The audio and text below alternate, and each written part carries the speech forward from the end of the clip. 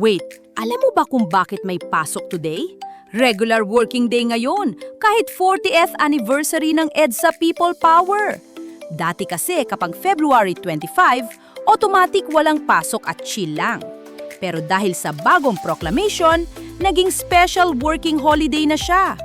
Meaning, bawal umabsent at walang extra holiday pay today. Pero kahit ganun, hindi natin dapat kalimutan ang nangyari 40 years ago.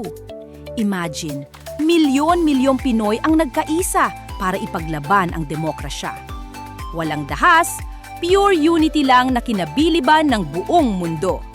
Kaya ilang universities ang nagkusa pa ring mag-suspend ng klase today para daw hindi makalimutan ng mga Gen Z ang tunay na diwa ng EDSA.